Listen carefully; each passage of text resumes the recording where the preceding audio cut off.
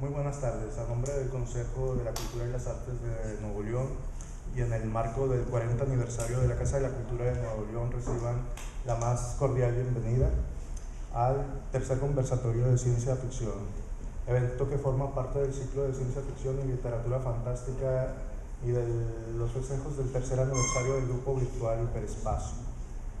Para esta conferencia tenemos el honor de contar con la presencia de Hernán Galindo, Justo Elorduy, José Luis Solís Olivares, Alejandro Martínez Salinas. Una breve semblanza.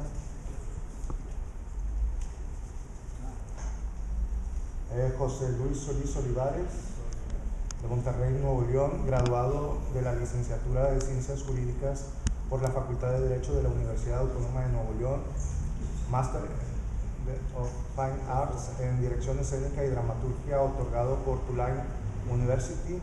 Sus espectáculos teatrales y cinematográficos se han exhibido a nivel nacional.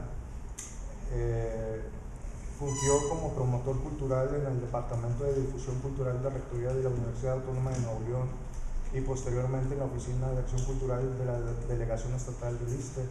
Ha colaborado como Associate Professor Visiting Scholar en Tulane University, University of California, or Berkeley. Ha ganado premios y reconocimientos en guionismo y fotografía.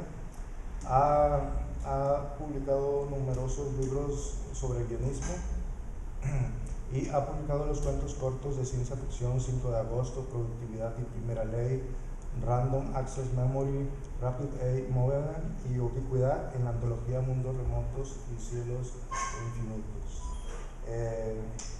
Alejandro Martínez Salinas, nacido en Monterrey, Nuevo León, licenciado en Letras Españolas por la Universidad Autónoma de Nuevo León. Es catedrático, crítico de cine y curador cinematográfico. Sus áreas de interés son las expresiones propias del cine contemporáneo, especialmente el posmoderno y las cinematografías periféricas. Es colaborador de la revista Armas y Letras de la Universidad Autónoma de Nuevo León, Pentagólica, Cronopios de Bogotá, Colombia, y en el blog de Milenios. Es coordinador y curador del Cineclub Gargantúa Espacio Cultural y de la Casa de la Cultura de Nuevo León. Fue coordinador de la programación del Encuentro de Cineastas del año 2007. Impartió el curso taller de literatura de ciencia ficción mexicana del siglo XVIII al XX en la Casa de la Cultura de Nuevo León y ha publicado los cuentos El sueño virtual de Xuan Tzu, los fragmentos de Whitechapel, extractos en la antología de Mundos Remotos y Cielos Infinitos. Hernán Galindo, nacido en Monterrey, Nuevo León, dramaturgo, escritor, comunicólogo, es licenciado en Ciencias de la Comunicación y estudió teatro en la Universidad Autónoma de Nuevo León y en la Universidad de California en Los Ángeles. En 1985 hizo un viaje de investigación teatral a Nueva York y en 1988 en España. Es miembro activo de Profesionales de Teatro AC y fundador del grupo Dramas Nuevo León. Tiene escritas más de 50 obras de teatro y ha dirigido más de 100 puestas en escena en una amplia diversidad de géneros y espectáculos. Ha ganado diversos premios en el área de dramaturgia a nivel nacional e internacional. Ha publicado Se fue con Ray, teatro de ciencia ficción en la antología de Mundos Remotos y Cielos Infinitos. Y Justo Elorduy, ella, nacido en Monterrey, Nuevo León, graduado como ingeniero electricista en la UR, trabajó 2 años en Philips como ingeniero de alumbrado para la compañía en 1981. En 1982 fue invitado a colaborar en el periódico El Norte, comenzando a escribir la columna En órbita, en la edición Sierra Madre, donde escribía de la programación que se recibía vía antena parabólica, y poco tiempo después comienza a escribir de cine en la sección de espectáculos Hoy Gente del periódico El Norte. Son ya casi 31 años trabajando en la crítica de cine para El Norte. Justo Elorduy ve que el reto de escribir de cine es que cada semana todo se renueva, todo criterio cambia y toda esa actualidad que va de la mano de las nuevas generaciones. Además es buen conocedor de la ciencia ficción, en especial del motor Bueno, sin más preámbulos, demos un caluroso aplauso a nuestros invitados.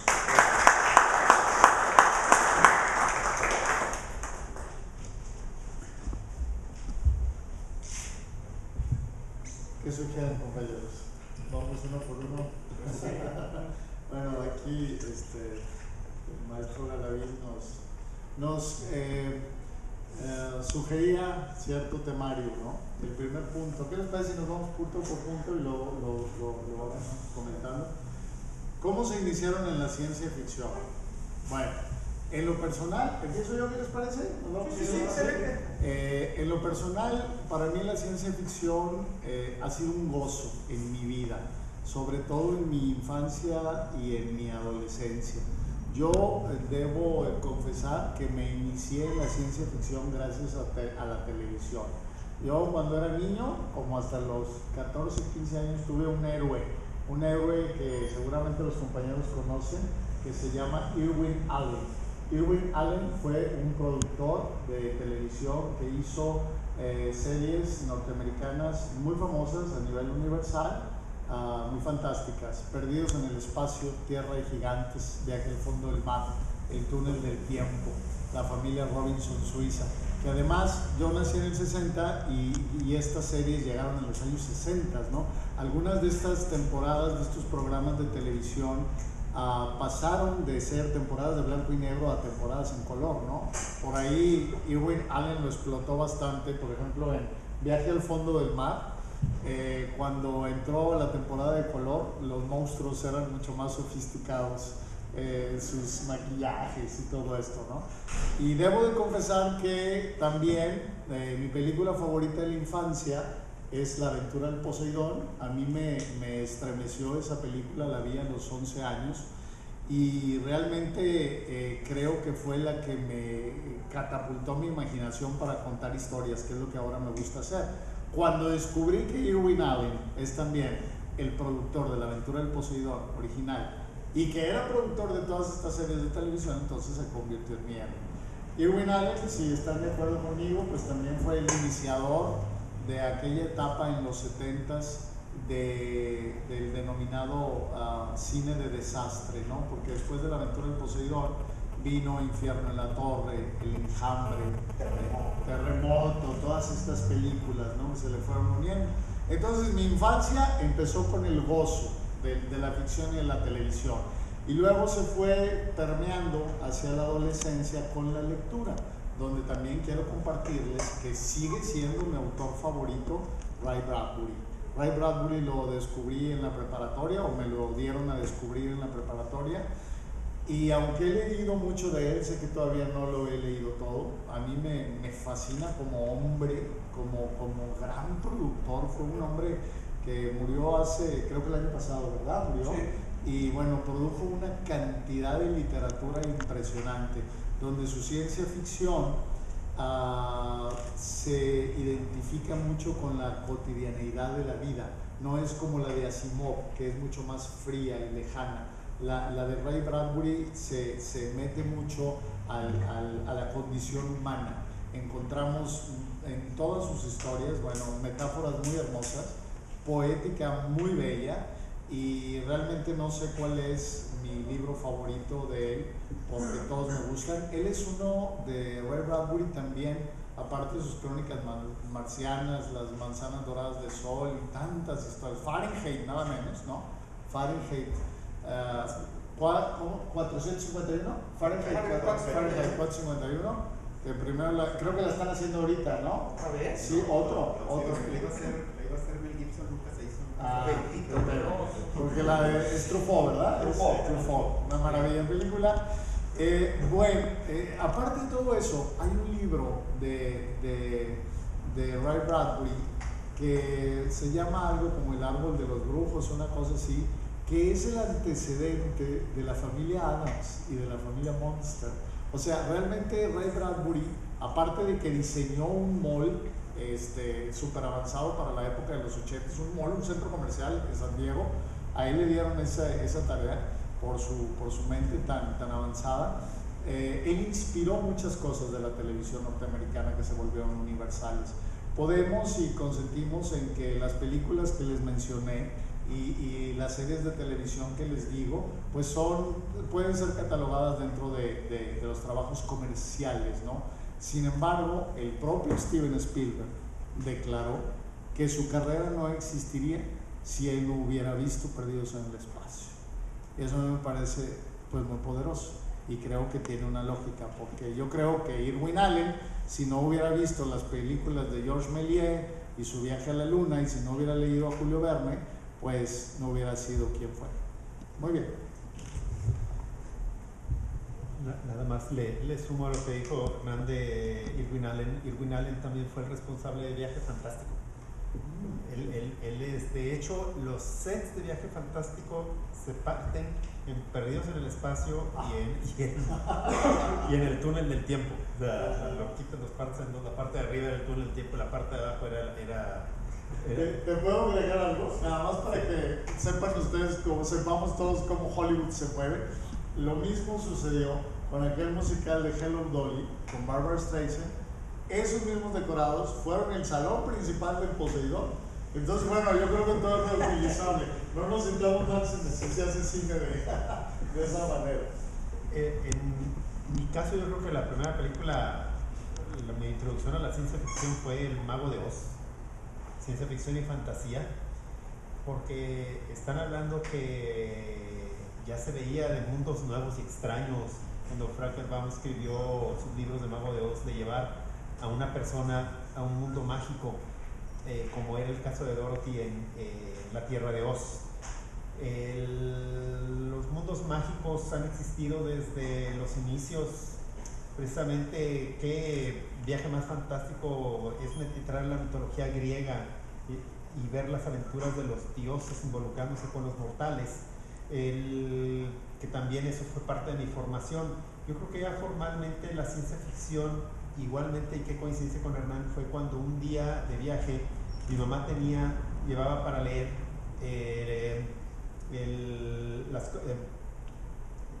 El día que llovió para siempre de Ray Bradbury. Ah, claro. Sí, pero en este caso era la misma adaptación pero el Penguin, o sea, como editorial, que era una recopilación de cuentos cortos. Y para haber tenido 11 años en esa época y haberlo estado leyendo, pues era algo así pesado, ¿verdad? Me dio curiosidad y mi mamá resulta que tenía varios libros, tenía Crónicas Marcianas, El Hombre Ilustrado, y el libro de 2001 dice El Espacio. Lo que pasa es que pues en ese tiempo la película había salido antes que el libro, pero aquí era al revés, cuando las películas cuando se desahogaban esas. Antes salían primero los libros. Sí, Sí, porque las películas. ciencia ficción dentro de esa colección de Salvat, que no era. Y como era algo, tenía una curiosidad tremenda, porque yo ya estaba teniendo atrás de mí mucho interés, porque el canal 12 y el canal 6 pasaban mucho anime japonés en los 60s. No tienen una idea de la cantidad de anime japonés que se pasaba aquí localmente el canal 12, incluyendo la famosísima Monstruos del Espacio, ¿verdad? Que muchos la han de conocer, pero pasaban El Octavo Hombre, Que no la pasaban en el DF.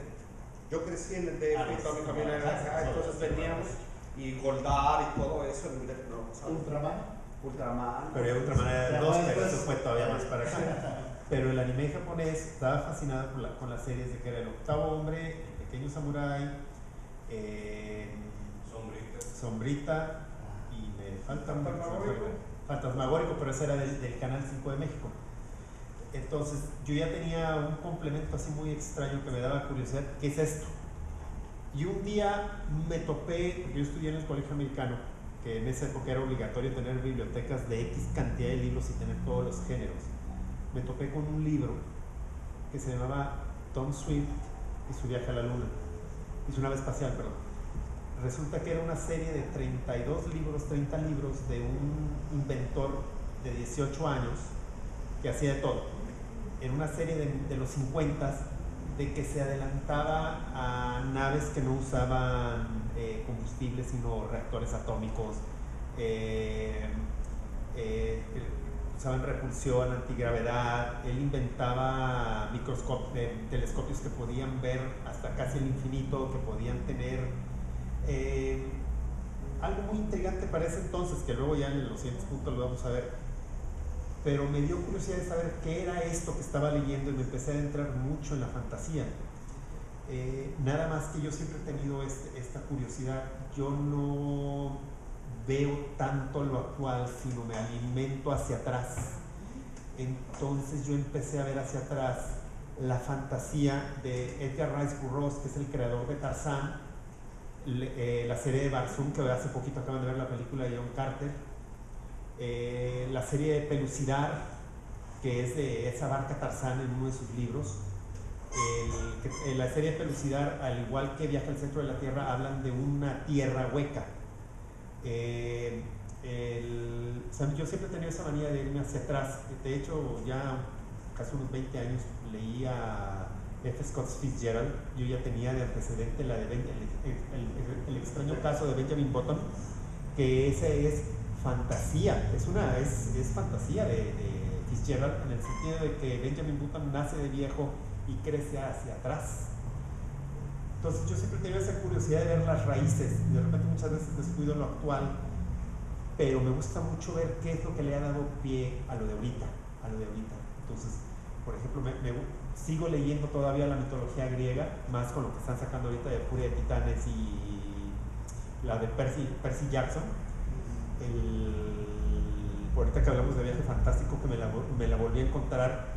Yo tenía la novelización de Isaac Asimov de Viaje Fantástico. De hecho, Isaac Asimov iba a escribir el guión, pero Irwin Allen dijo, no, esto está muy complejo, tú dale a la gente entretenimiento. Y entonces, entre una muy buena película, en ese momento era excelente, y me tocó ver el libro después. Isaac Asimov lo tenía en detalle, casi, como dices tú, fríamente calculado para decir, sí se puede reducir a alguien a un tamaño microscópico. Compromiso de escribir, ¿no?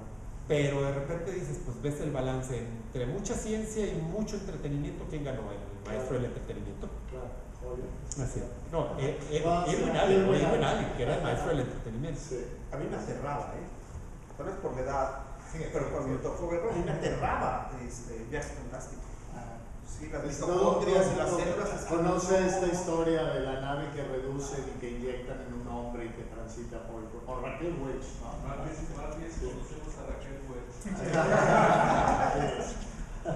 Sí, era del terror. Sí. ¿Quieres continuar? Sí, ¿cómo te iniciaste en la ciencia ficción? Me inicio como lector.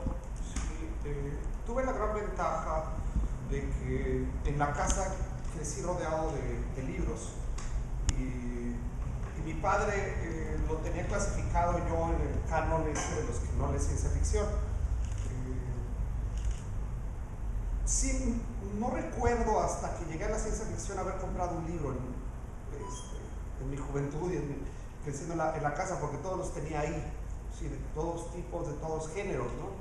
Y mi hermano mayor llegó una vez a la casa que un amigo le había prestado un libro, y ese libro fue el que me cambió por completo, que es la compilación de la Edad de Oro de la ciencia ficción, ¿sí?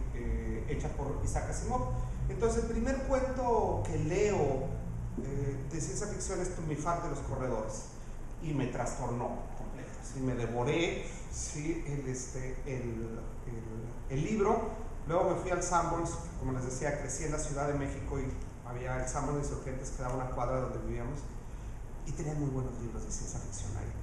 Estaba la colección Roca, los que son negros. Sí, que son. Ahí vino toda la ciencia ficción, me lo devoré.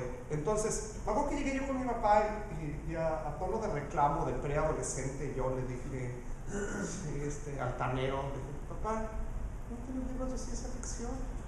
Me dice, no, sí tengo. ¿Dónde? A ver. Y me dio Las Crónicas Marcianas, Un Mundo Feliz de Aldous Huxley, el de Salvat de 2001. Entonces, sin querer menospreciar la Edad de Oro, de repente leí eso y me transformó por completo. me transformó por completo la existencia. Mi papá no los consideraba libros de ciencia ficción, los consideraba libros de literatura, porque tiene este estigma a veces, ¿no? El género, de que si perteneces a este género o si eres literatura en sí. Mi papá los consideraba muy buenos libros. El primero que leo es Crónicas Marcianas, y yo sí lo podría determinar como un libro que es el antes y el después en mi vida. No sé si artístico, no sé si personal o espiritual, pero ese libro es un parteaguas completamente en la forma en que me hizo sentir, ¿sí? Y lo tengo castigado, ya voy como para 15 años. Y me estoy guardando para volver a leerlo otra vez. Lo quiero leer en inglés. Nunca lo he leído en inglés. Tengo muchas ganas de leerlo en inglés para ver el ritmo, ¿no? del maestro. De ahí me empecé a adentrar un poco. Empecé a leer realismo mágico y el boom latinoamericano, y al mismo tiempo empecé a tratar de buscar otro tipo de novelas o de narrativa de ciencia ficción. Y fue cuando leo Hacedor de Estrellas, con un prólogo de Jorge Luis Borges. Es una maravilla el libro. Entonces ya lo leía como filosofía, ciencia ficción y filosofía en determinado momento, para comportamiento humano, ¿sí? Porque mi papá, ya una vez que vio que yo y mi hermano empezábamos a leer ciencia ficción, pues nos empezó a comprar muchos libros, ¿sí? Él no los leía, ¿sí? O sea, nos compraba. Entonces llegó un día a la casa un libro, y lo que es más, mi hermano y yo teníamos una cosa de que teníamos una especie de pacto de, bueno, si tú agarras uno, no empieces a leer el mismo, porque si me pico y llego y tú lo traes, chingado, préstame el libro, güey. No. Sí, entonces era esa cuestión, y nos entablaba un diálogo muy padre de cuando yo había leído uno o él, decirle, ¿en qué vas? Vamos, cuando pasa esto y esto otro, ¿no? Entonces, en otro libro yo creo que fue clave para el dentro de la ciencia ficción, ya más adulto, lo leí, es, como les digo, Más que humano, el clásico, porque me confrontaba a la psique humana. Sí, es un tour de force. Más que humano, lo acabé y lo volví a empezar inmediatamente. Tan fascinado que quedé con el libro, y ese se lo pasé a mi papá, psicoanalista, él, y le dije, a ver, mi doc, ráquese con esta, porque le gustaba, Bradbury le gustaba mucho, Huxley, especialmente, Mundo Feliz, hablábamos mucho de él. Y Más que humano me pareció fascinante. Siempre he tenido el sueño de hacerlo en teatro, una especie de a puerta cerrada quiero hacer con esos personajes, y cómo se va desenvolviendo. Se me hace una novela con un conflicto humano profundísimo. No me lo imagino en cine, me lo imagino en teatro, completamente Más que humano. Me saldrían carísimos los derechos o me la aviento sin pedirlos. Ya no hago eso, no me gusta hacer cosas que no tengan los derechos. Dentro del otro lado también consumía mucha ciencia ficción que yo le llamo más ligera, ¿sí? Hay veces que digo, llego a la casa, cuando me preguntan a mis alumnos, ¿y qué lees? Digo, cuando tengo tiempo, por gusto, leo ciencia ficción. Dicen, ¿cómo leo? Sí, casi todo lo que leo es de alguna investigación que traigo para escribir algo. Por gusto yo leo ciencia ficción. De esa manera, esa parte es a la que le llamo yo la ligera, ¿no? Y descubrí a un autor que me volvió loco dentro de lo ligero, que es Philip José Farmer. Leí Los Amantes y me quería volver loco. En esa otra colección de los libritos azules de esa editorial Bruguera. Entonces esas dos colecciones me las aventé así, me las devoré, y cuando conocí Philip José Farmer me volvió loco. Me acuerdo que mi hermano me pasó Marciano, vete a casa, que lo decía, una película desastrosa. No sé ni cómo me atreví a verla toda, porque me podía volver loco, Marciano, vete a casa. Entonces me fui adentrando mucho, y luego cuando empiezo a hacer espectáculos de cuentacuentos, de narración oral escénica, era un género que no aproximaban los cuenteros, y conocía cuenteros de España, de casi toda Latinoamérica, y casi nadie aproximaba ciencia ficción, y todos decían que era casi imposible narrar ciencia ficción. Entonces, pues ese fue mi reto, ¿no? Y Philip Koestefarmer fue una persona, en una ocasión que estábamos varios cuenteros de Monterrey, esto había sido en mitades de los 90s, cuando el espacio al aire libre del Teatro de la Ciudad estaba muy activo, no sé si recordarán, era una cosa bellísima porque se juntaban 1,300 personas a ver espectáculos, y había todos los fines de semana había espectáculos, inclusive había obras que las sacábamos de la gran sala para presentarlas en ese espacio, era algo increíble. Entonces fue una función, y me acuerdo que yo llegué en aquella ocasión y me dijeron, ¿qué vas a contar? Les dije, voy a contar un cuento largo, que siempre contaba cuestiones más cortas, ¿sí? Un cuento que siempre me sirvió mucho para contar es El Sorpresa de Fredric Brown, que me fascina. Me estaba confundiendo José Farmer con Fredric Brown, que Fredric Brown es el de Marciano, vete a casa. Entonces Sorpresa siempre funcionaba mucho, que lo han hecho cortometrajes, serie, todo han hecho el cuento de Sorpresa. Y les dije, les voy a contar otro de Fredric Brown, pero es largo. Me dijeron, ¿largo? Sí, es largo. Y para el aire libre, sí. Y es un cuento de ciencia ficción, no sé si lo conozcan, vienen estos mismos de Bruguera, que es el encuentro entre un embajador de otra civilización con los seres humanos. Les van haciendo pruebas y al último te das cuenta que el embajador realmente es un burro, ¿sí? Pero lo narra tan bien el hombre y es tan curioso que me atrevía a contarlo. Estaba atemorizado. Creo que el resultado fue muy bueno. La gente al final estaba completamente intrigada de lo que iba sucediendo y qué iba a pasar con nosotros los pobres humanos, porque lo contaba en primera, además, ¿sí? Y involucraba a todas las personas. Ya un poco más grande dentro del teatro, lo que me aventuré fue con un cuento que también fue muy determinante para mi vida, que es Flores para Algernon, de Daniel Case, que luego hicieron novela y también hay una película que se llama Charlie. Entonces cuando leí Flores para Algernon, llegué con un entrañable amigo, actor, César Cubero, y le dije, mira, léete este cuento. Le digo, yo creo que esto es un extraordinario monólogo. Y para los que no conocen o no están familiarizados con Flores para Algernon, la premisa es muy sencilla. A un limítrofe, a un borderline, que es Charlie, le hacen una operación para desarrollar su coeficiente intelectual.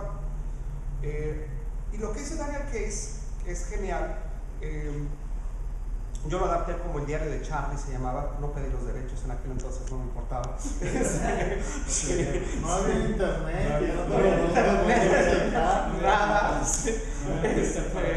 Lo que hizo Daniel Case es buenísimo porque está escrito todo en primera como si fuera el diario del personaje. Entonces empieza escribiendo con la semántica de un limítrofe. Estamos hablando de un personaje con 88 de IQ. Entonces hay faltas de ortografía, como narra, pero la premisa es que la operación lo hace inteligente. Y la operación al hacerlo inteligente, esa es la gran metáfora del cuento, es que se hace increíblemente inteligente y vuelve a estar aislado. Estaba aislado cuando era limítrofe por su inteligencia limitada, y cuando se desarrolla demasiado su inteligencia también vuelve a estar aislado, porque los normales para él ya somos... Claro. Trunco completamente. Entonces decidimos montar el monólogo y nos fuimos bien, lo movimos mucho y era muy extenuante para César porque en cambio terminaba muerto. Y Flores para Algernon se llama, el nombre se me hace increíblemente poético. En la película Charlie no lo maneja tanto, es su relación con un ratón de laboratorio. Y Flores para Algernon es que llévele flores al ratón. Es una metáfora muy bella. Yo creo que ese es mi acercamiento. Traté de resumir 30 años de mi vida, no más, yo creo, aquí con ustedes.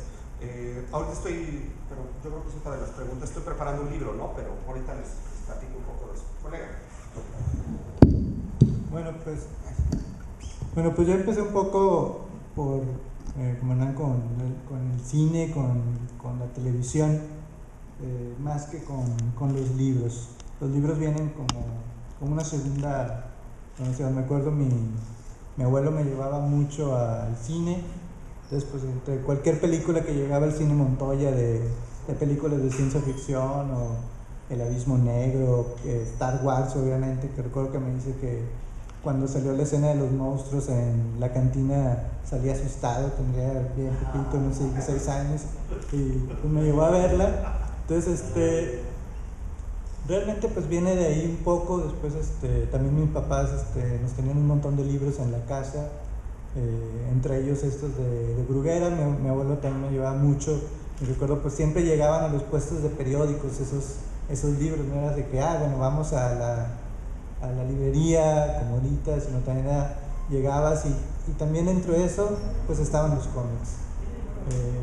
Llegaba, pues, era muy fan del Hombre Araña en eso, y también en cierta forma, y pues estaba la ciencia ficción, y de ahí fue nutriéndose algo. De ahí llegué también a una colección que sacó, creo que era Orbis, Bruguera, no me acuerdo si eran la misma, que era sobre Julio Verne. Entonces empecé a comprarlos, mi abuelo me los empezaba a comprar, mis papás, y ahí llegué a la ciencia ficción ya literaria. Empecé a consumir, casi adicta, de manera adictiva a Julio Verne, El viaje al fondo del mar, viaje 20.000 leguas, perdón. Y así empecé poco a poco. De repente veo la película de George Lucas, Star Wars, y de repente un poco ya más grandecito me topo con THX, y yo digo, ¿qué es esto? ¿Qué es esto? Me topo así con un director que yo creí que hacía ciencia ficción como la que siempre conocía, de aventuras en el espacio, monstruos, etc. Y de repente me topo con THX, una película bastante impresionante a mi gusto. Me topo ser un adolescente que había consumido mucha ciencia ficción pues ligera, como le llaman básicamente, literatura un poco más normal, y te topas con esta película que a mí me dejó muy impactado. Imagínense, puros personajes que están calvos completamente, no tienen nombre, visten completamente de blanco, y yo me dejó un shock bastante grande, y como me dejó con un ansia de conocer otras cosas de ciencia ficción, que no fuera nada más esa película donde un monstruo destruye Tokio como Godzilla, o las de viajes fantásticos, Volver al futuro, etc. Y de repente, pues rascándole, todavía no existía la facilidad de internet, que ahora pues nomás le pones en Wikipedia y sale algo. Pues te vas a la biblioteca, conseguí el libro de Solaris, y también fue así como que un choque ver de repente ciencia ficción donde no hay monstruos, todo es psicológico, todo está en la mente de los personajes, y cambió completamente mi perspectiva de la ciencia ficción. De repente ya estaba topándome con los dos tipos de ciencia ficción que pueden existir, ¿no? Lo que dirían la ciencia ficción dura con la ciencia ficción blanda, y pues de ahí fui trabajando. Me acuerdo cuando estaba en la prepa escribía algunos cuentos que creía que eran de ciencia ficción, o al menos ahí andaba tratando de hacer cosas. Sabía que era muy poco lo que había realmente.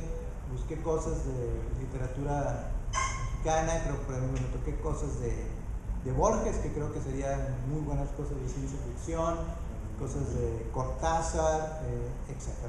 Entonces ahí un poco ese fue mi inicio con la ciencia ficción, a partir del cine, que pues siempre ha sido lo que más me ha nutrido como espectador, como persona, y de ahí pues fue más haciéndose como bifurcaciones entre literatura, cine, cómic, y ahí como que se van empalmando unas cosas con otras, que al fin de cuentas creo que cuando hablamos de ciencia ficción pues estamos hablando de un cúmulo donde están un montón de cosas. Está cine, el cine influye mucho en la ciencia ficción. Creo que ahorita la ciencia ficción actual está más influida por el cine que por la propia literatura. En cierta forma, hasta el diseño gráfico, el diseño ambiental, todo está, ¿verdad? Que agarramos obviamente la literatura de antes, pues no tenía esto, o sea, era una literatura más enfocada en literatura, donde, como dices, como decían ahorita, ¿no? Era obras hechas de profeso para literatura, pero ahorita ya te agarras las sagas de ciencia ficción o cosas por el estilo, pues sí son más cinematográficas que propiamente Yo literarias. creo, compartiendo tu comentario, que el escritor de ciencia ficción actual piensa con una mentalidad cinematográfica. Desde que está escribiendo su obra, no en aquella soledad o intimidad con que lo hacían los antiguos escritores de ciencia ficción, ¿no? Ahora ya piensan para la pantalla, porque además seguramente han crecido con la pantalla desde pequeños, ¿no? O sea, su ciencia ficción es la de las imágenes. Y no, y también estás escribiendo una saga que estás pensando también en vender los derechos para cine, ¿no? Ya de entrada ya están, y la gente literaria ya les está tratando de vender los derechos. El mismo editor te dice, piénsalo así. Sí, entonces, pues ahí va un poco la cosa. Yo quería destacar una de esas THX que cuando situabas toda el tono, la atmósfera de la película, la secuencia final es increíble, porque tenemos todo esto filmado en color, pero casi toda la paleta es blanco, los guardias son negro con blanco, con unos garrotes así de platino impresionantes. Entonces la secuencia final, cuando el personaje de Robert Duvall, THX, sale de la cúpula, es increíble. El sol, el firmamento inmenso, se ve a él a contraluz, y por si había dudas si hay vida fuera de la cúpula, pasa una ave volando, atravesando el astro, y ahí acaba. Es una magnificencia del uso del color, ¿sí? Y de un gran director en ese sentido para narrar una historia acerca de voluntad humana. Sí, nada más, digo, no sé darle lo que ustedes, pero THX es el sistema de audio de George Lucas. THX 1138. THX 1138 es el nombre ya del personaje. Es el famoso logo de la firma de Lucas en sus películas. Porque THX es el de audio, THX 1138. Y le decía Hernán que originalmente era un corto que hizo para la universidad. Sí, es un Y la película se le aproximó Francis Ford Coppola, ¿verdad? Que lo hizo con él. Sí, la produjo. Y ya hicieron la versión larga. Esa nada más estamos diciendo de qué año es. Yo la vi en el 73, pero salió por ahí. Me tocó verla, salió junto con American Graffiti. Pero por lo mismo, Sí, me refiero a que yo la vi en la televisión porque la sacaron en conjunto, pero no me acuerdo de qué año es. 73. Muy bien. Bueno, el siguiente punto que Fernando nos plantea, o ibas a decir algo más. No, está bien. Sí. ¿Me puedo opinar? Sí, claro. Ahorita lo que estoy escuchando es muy interesante. Creo que todos pasamos a través de lo que ustedes están expresando. Hemos pasado de niños en toda esa época. Y no también a través de la niñez, sino a través ya de la adolescencia y los ingresos a las universidades, ¿verdad? Pero ahorita, como lo estoy escuchando, yo les quería hacer una pregunta. ¿Qué es la ciencia ficción y dónde falta? Ejemplo. A lo mejor la ciencia ficción la tenemos como mi papá, que decía, no, aquí no hay libros de Etiquetas. etiquetas, es literatura pura, de Quijote, puras obras clásicas, Shakespeare.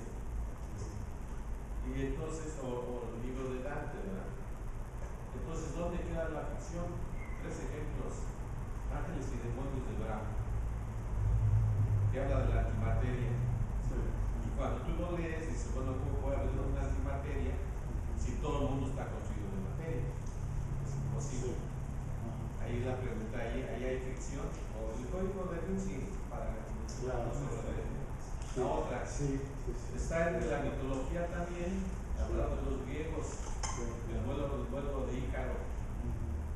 Y en el lado de todo lo que es nuestro continente americano, la historia de la Constitución, ¿verdad? Y la otra, la ciencia, hablaste del viaje fantástico, que yo no me acuerdo de aquel güey.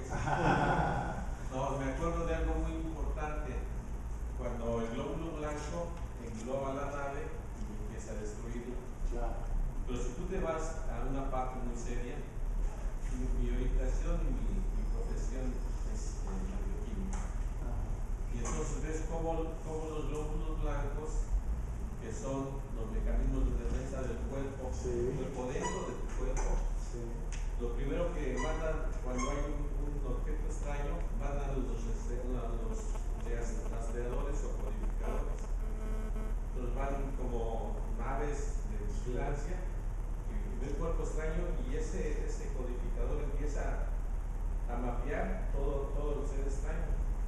ya tiene todo el mapa y corre al Y centro le de dice a los producción. otros, sí. Y el centro de producción dice, tienes que hacer esto porque es un anticuerpo. Y comienzan a construir los anticuerpos.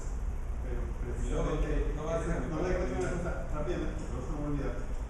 Es uno de los retos de la ciencia ficción, que ya pasa de ciencia ficción a decir, no, eso no es posible. Es una de las brocas que tiene la ciencia ficción ahí Sí, porque exactamente. entra en los campos de la ciencia, que la ciencia todo es posible. Y además cuando la mente comienza a elaborar algo, es posible. Lo vemos con Julio Verne, tú mencionaste 20.000 leguas de viaje submarino, Capitán Nemo, cómo produce oxígeno a través del trabajo de Todo eso, claro. Y entonces empieza y comienza a codificar y luego ya va, dice ahora tú, son invisibles y van y atacan el cuerpo extraño, pero ya tienen codificado y saben cómo lo van a destruir. Esa también es ciencia ficción. Yo y creo es donde hay un parteaguas, o es ciencia ficción, o es la realidad, o es ciencia pura, o es tecnología. una combinación fantástica de ambas cosas, ¿no? Para empezar, ahorita justo lo mencionó, la combinación de los géneros. No hay género literario puro, ¿no? Por ejemplo, en el teatro hay comedias fársicas, hay piezas cómicas, en fin.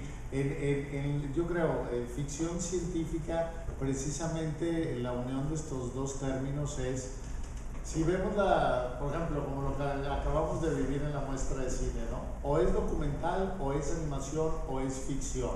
Ficción en el sentido que es una historia que se inventa, ¿verdad? Entonces, si tomamos el término de ficción como algo que se inventa basándose o alrededor de una cuestión científica, creo que por ahí podría ir la descripción. La unión de este conocimiento científico con esas posibilidades que la ficción nos da. Creo yo, eso Sí, yo creo, hay una cosa curiosa, porque por ejemplo, originalmente a Verne le llaman fantasía científica, y después creo que hay un muy interesante parteaguas, por lo que escribe Verne, pues está haciendo una reafirmación de los elementos que en ese entonces estaba saliendo el positivismo de la ciencia, una creencia muy ruda en la cuestión de la ciencia. Pero el parteaguas, creo que donde realmente nace la ciencia ficción es con Wells, porque H.G. Wells, porque él empieza a creer en la ciencia. Son los monstruos de la ciencia, el progreso, ya sea por ejemplo el hombre invisible, pues es un hombre que descubre la fórmula de invisibilidad. En lugar de progresar por medio de esa fórmula, pues empieza a convertirse en un monstruo. Igual está ahí la máquina del tiempo, ¿sí? A mí me gustaría aportar esta idea. Todos tenemos necesidades físicas y metafísicas. Las necesidades metafísicas, ¿cómo la convierten? ¿Por qué convierten los australianos en su montaña sagrada? Los griegos en el dios del tiempo. Y así infinidad de cosas. Después viene la ciencia ficción, pero la realidad ahorita de la ciencia ficción está en Einstein. Oye, la C al cuadrado es igual a E sobre, bueno, despejando. Oye, ¿cómo?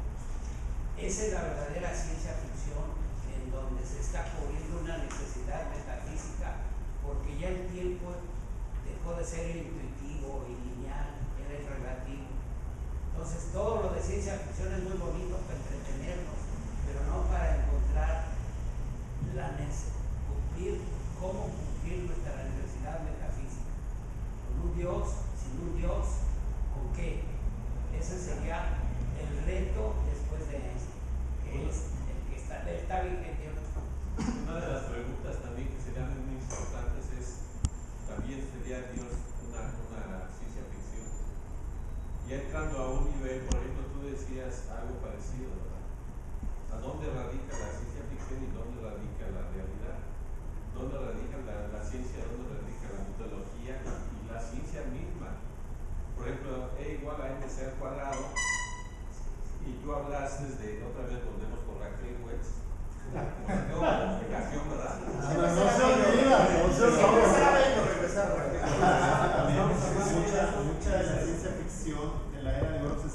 antes que Einstein llegara a la teoría de la relatividad. Sí, lo que pasa que tú mismo dijiste, creo que parece que tú, como que lo adaptamos mucho en una estructura hollywoodense. Claro. Pero en tu soledad, lo que él dice, es que tú caes a esas preguntas. O es ciencia ficción o es la realidad, y no he podido llegar a la realidad. Y vamos con Julio Verne. Nadie podía decir que el hombre puede ir a la luna. Pero él en la soledad, sí. Kantianamente, en el momento en que alguien lo enuncia, ¿sí? Pasa a ser realidad. Yo creo que aquí el término que se acuña de ciencia ficción, como muchos otros, se ha especulado en los grandes ensayistas que hablan de términos, bueno, un término que se quedó, pero no es precisamente el más indicado. En una ocasión leía que en uno de los ensayos se llama literatura anticipación. Pero esa era la situación que se pensaba que era nada más del futuro. A mí el término, y en una ocasión lo escribí, que se me hace más claro, es literatura de especulación científica. ¿Y a qué corresponde? Y lo situaba en una triada: aquello probable, hacerlo posible y verosímil. Esos tres elementos, ¿sí? ¿Y qué diferencia las aproximaciones, por ejemplo, metafísicas en cuanto a un ser superior de lo que es la ciencia ficción, la especulación científica? Ahí sí nos acercamos un poco más al terreno de la fantasía, ¿sí? Y que la literatura de ciencia ficción no persigue como principal camino el dilucidar el mito a través de un ritual, que eso es ya más en cuestiones metafísicas o religiosas. De esa manera, por ejemplo, un género literario que ahorita está muy en boga, para mí es ciencia ficción, que son las ucronías, porque es especular en cuanto a las ciencias sociales y al determinismo de la historia. Hace poco en el grupo de Facebook, varios de nosotros estamos ahí, un compañero decía: quiero hacer una ucronía de la República del Río Grande. Y le comentaba que Hugo Valdés hace tiempo está trabajando en eso, ¿no? En Coahuila, Tamaulipas y Nuevo León, unirlo. Entonces, la literatura de anticipación pues ya no aplica, ¿sí? Y es especulación científica, ¿por qué? Porque es darle vuelta a la historia. Y si concebimos desde la posmodernidad la historia como ciencia social, la ucronía, bajo estos principios, es aquello que era probable, hacerlo posible y hacerlo verosímil. Porque vamos a especular con la historia como ciencia. David Toscana tiene una aproximación, no la ha desarrollado todavía, de los nazis ganan, ¿sí? Y que es de Monterrey bajo los nazis. Ya desde ahí ya estaba yo riéndome, porque dije yo: híjole, va a poner a los regios y a los empresarios superfachos. Y dice: no, ¿cómo son? Sí, entonces esa ucronía para mí es especulación científica. Bajo esas tres premisas yo creo que lo plantearía. Pero de la última que tú mencionas, lo verosímil, por eso me gustó tu comentario, que la ciencia ficción se hacía a través de la soledad, de tu creatividad intelectual, nada más, no pensando que si, entonces como lo tengo fijado, que si sale Raquel Welch así. Bueno, es que también dentro de los subgéneros. Termina la idea. Entonces, en ese aspecto, vuelves a caer en la ciencia y hasta en la filosofía. Hacerlo verosímil, pero si vas a la filosofía, dices: la realidad no existe. Y entonces, dentro de todas las colectivas lógicas, dices: espérame, no lo hagas. Claro. Todos nosotros somos, puede ser un sueño mío, es que no es realidad. Y luego viene René Descartes y dice: no, espérame, pero si es que estamos viviendo aquí, tenemos que acorralar a la verdad y tratar de ver si existe. Y se crea un método científico que dice: de tres eventos, dos verdaderos te dan una realidad, y ese se entra en lo verosímil. Pero ¿cómo descubres esto en la soledad? Porque si estás pensando en las cámaras y en Hollywood, no llegas a eso. Pero la ciencia ficción pura debe de ser a través del comentario que me gustó mucho. Debe estar solo, en la soledad, y nada más con tu intelecto y todo lo que pueda desarrollar, hasta los sueños negros, que ahora Einstein y toda la teoría de Einstein también son evolutivos. Copérnico, Newton, Einstein y este ahorita el señor parapléjico, el de los sueños negros, tiene un libro muy bonito que se llama Hawking. Creo que no, todo existe a través de la nada, ¿no? Sí, ¿verdad? Y si tú lo lees, ¿es ciencia ficción o caes otra vez? No puedes, como que es algo que es un jabón que se te sale de la... Ya lo tienes. Yo creo que hay de muchas calidades. ¿Verdad? Habrá una muy compenetrada con la cuestión verdaderamente científica, habrá otra muy relacionada con la cuestión metafísica, espiritual, habrá otra relacionada con el entretenimiento, como es la mayoría que se ve en el cine, ¿no? Sí, yo creo que ahí era, perdón, Alejandro, que quería decir sobre lo que mencionas tu nombre, perdón. Soy Carlos, mucho gusto. Dentro de los mismos subgéneros de la ciencia ficción está el hard science fiction, que es hecho por científicos. ¿Sí? Estamos hablando de un Larry Niven, un Harlan Ellison, un Frank Herbert. ¿Sí? Por ejemplo, hay una novelita pequeñita que se llama El Mundo Verde, ¿sí? Que por lo menos a mí como creador se me escapa porque no provengo, no tengo una cultura científica como tal y me gusta mucho leerlos y realmente son tratados de especulaciones científicas fortísimas en ese sentido. Complejos, sí. ¿no? Complejos, para inclusive. el lector común. Sí, para el... Pero lo que dices, ¿cuál es tu nombre? José Luis, ¿verdad? Sí. José Luis, tu comentario me agradó porque ahí, aunque no sea científico, por ejemplo, yo no soy literato, pero sí he escrito algunos ensayos como Alejandro, de cuentos de ficción así muy poquitos, porque de repente una cosa te lleva a otra y a fuerza tienes que llegar, porque la pregunta ahí está. Entonces ahora cómo la resuelves, cómo le das salida a través de la literatura, pero va a caer a la ciencia, a lo posible y a lo no posible, a lo verosímil, o como dice Descartes, que la quiso atrapar a la verdad. Digo, bueno, de tres eventos, si no son verdaderos, el tercero es verdadero. O como en la tecnología ahora, un motor puede ser inteligente porque tiene 1000 eventos y el 1001 va a ser igual al anterior y va a ser igual al siguiente. No sé si me explico. Sí. Y entonces ahí es donde entra también la ciencia ficción ya aplicada. Ahí vas a caer pero a fuerzas. Mira, tú estás hablando de hoy. Ahorita, por ejemplo, yo cuando dije el caso de la mitología no era mitología, era religión en un momento. O sea, no se podía discutir ahí la bola, hablabas mal de Zeus, te va a caer la maldición de Zeus. Ahorita lo vemos como una fantasía, lo usamos como fantasía. Hemos visto películas fantásticas, lado de las películas, libros que hablan de eso, novelas. Teatro, bueno. El origen del teatro es mítico, ¿no? Es mítico, pero en esa época era la norma, o sea, esa era religión. Claro. Me vengo más para acá, que como yo siempre tengo esa manía de ir para atrás. ¿Sabes cuál es el origen de Viaje al Centro de la Tierra de Julio Verne? ¿Es el descenso de los infiernos? No. Disculpa que yo sí, no, la de Y en el corazón de la Tierra de Edgar Rice Burroughs.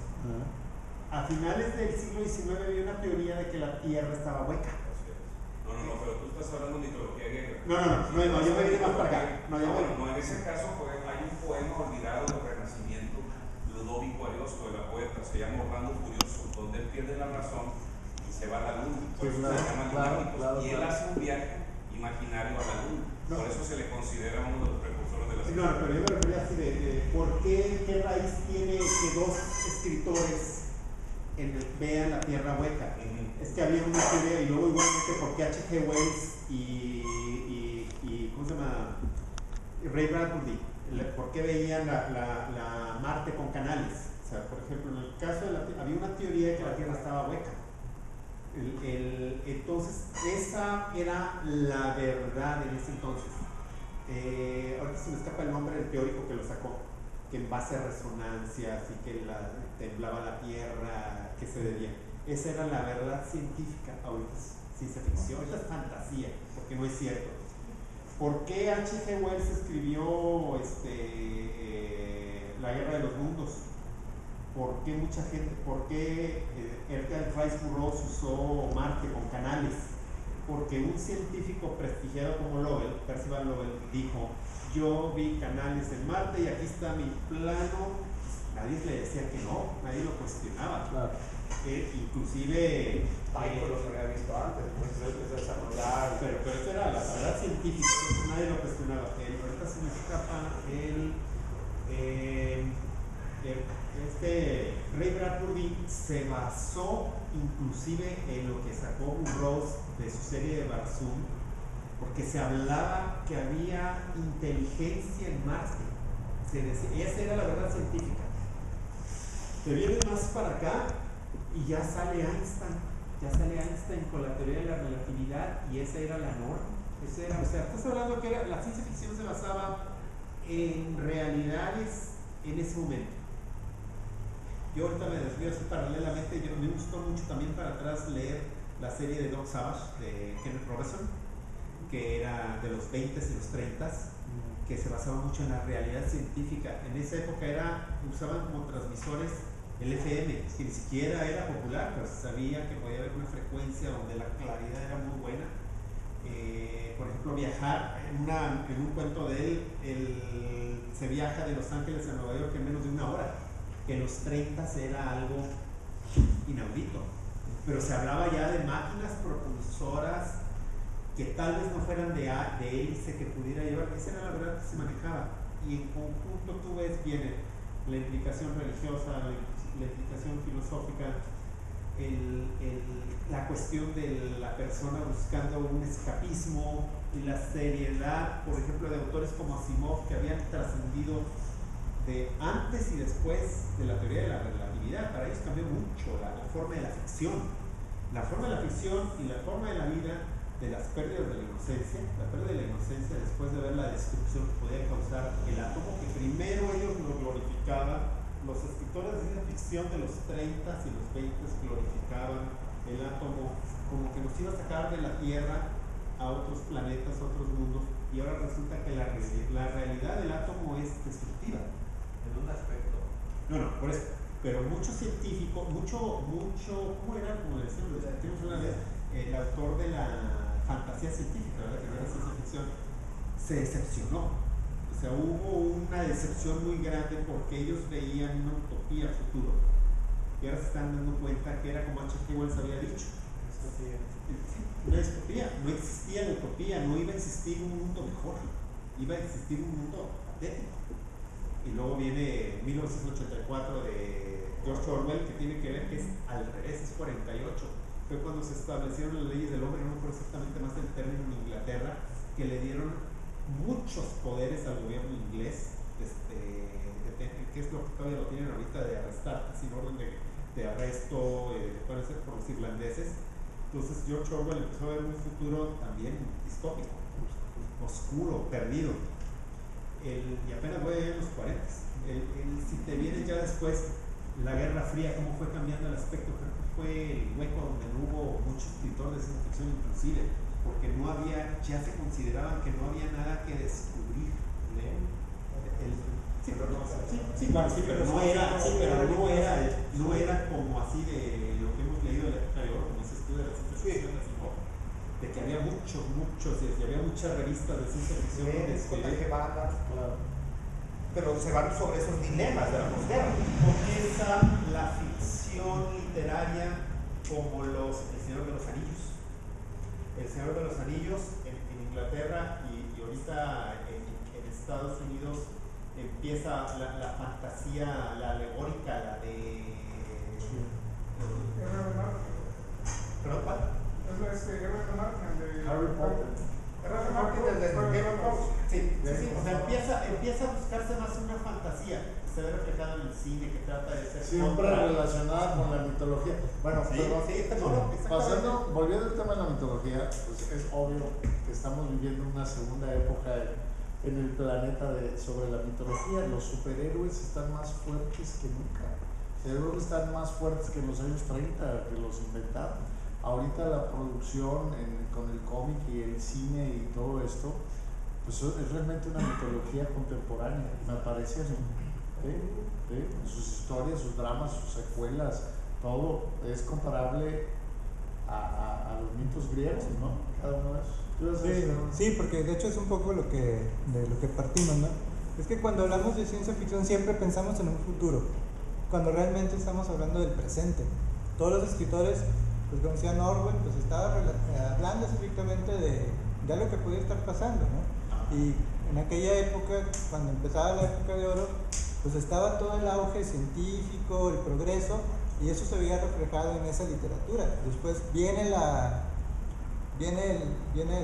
bomba nuclear, la bomba atómica, y cambia radicalmente la visión de la ciencia como un ente de progreso. Entonces de repente la ciencia ficción empieza a crear estas distopías, donde, como por ejemplo THX, un estado totalitario, 1984, un mundo feliz, donde por medio de la química te van a hacer un hombre dócil, etc.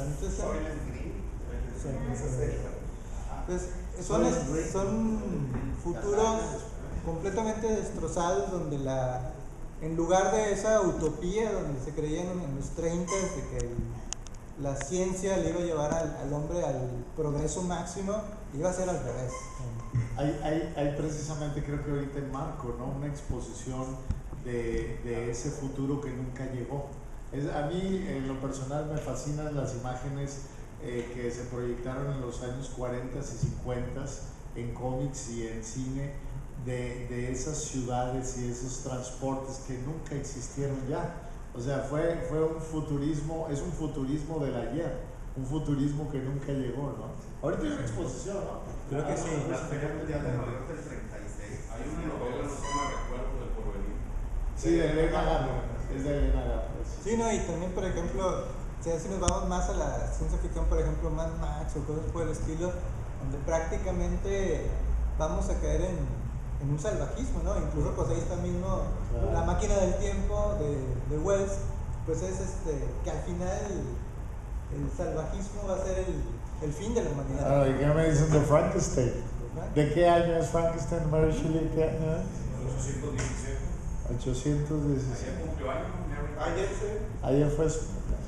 Es considerada por muchos la primera expresión como tal, antes de que se acuñara de literatura de ciencia ficción, en la especulación científica. Pero fíjense, símbolo. más allá, el mito del golem en la tradición judía, por ejemplo, es un Frankenstein también. O sea, esto es la verdad, que viajar al pasado. Sí, por ejemplo, del pasado, ahorita que decían Metrópolis, la vi otra vez hace poco. Sigue siendo tan actual. Y dices tú, ¿cómo hacían esos efectos en aquel entonces? Fritz Lang trasciende completamente ese sentido.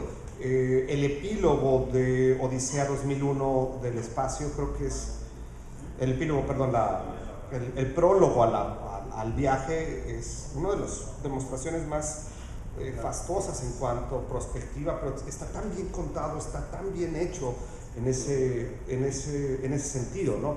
Ahorita que decían del acto de creación, y creo que es otra de las preguntas que lo mencionabas, Carlos, yo creo que el acto de la creación literaria es un acto solitario. Uno se aísla para pretender ser un dios y crear una ficción que pueda ser consumida por otros. Por ejemplo, yo digo que en mi caso, yo escribo mucho antes con la mente que sentarme frente a la máquina. O sea, estoy dando vueltas y vueltas y vueltas.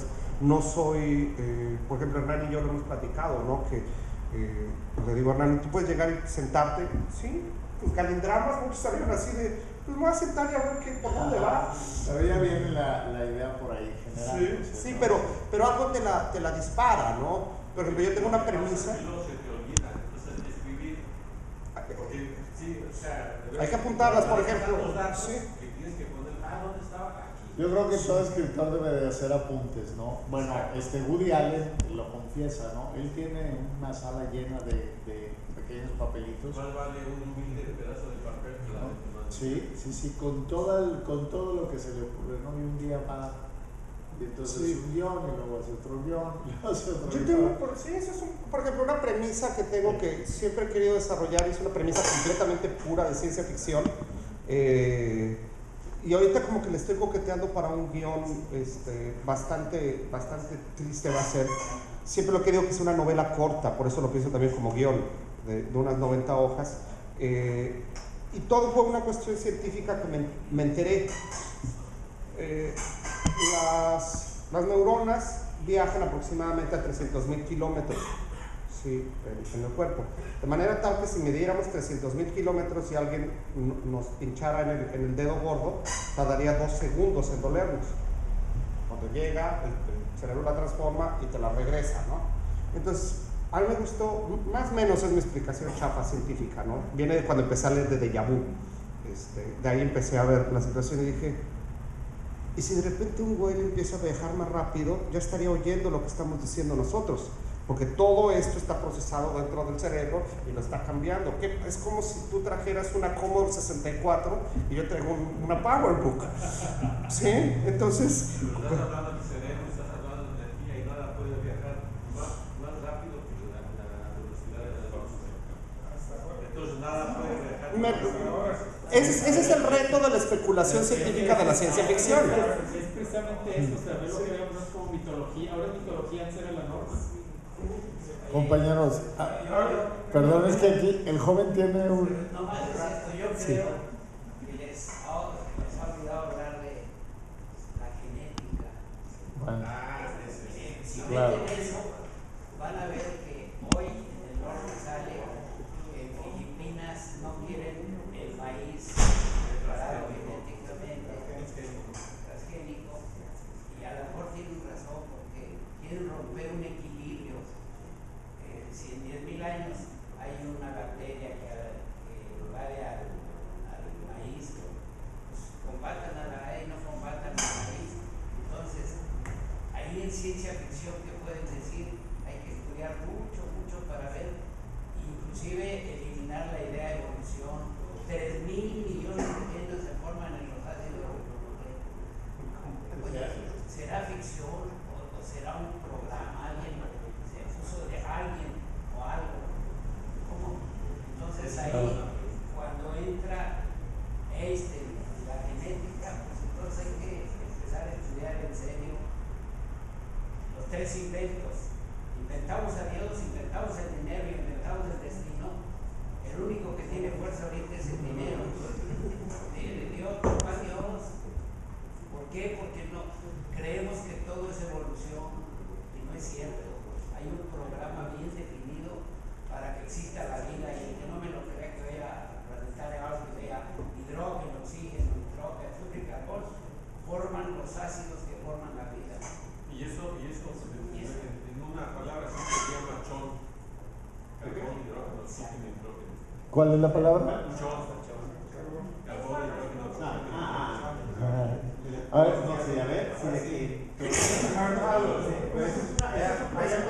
acá el compañero desde hace mucho quiere decir algo. ¿Qué es lo que dispara la imaginación del escritor de ciencia ficción? Pues decir, oye, eso es de ciencia ficción. ¿Qué es lo que la dispara?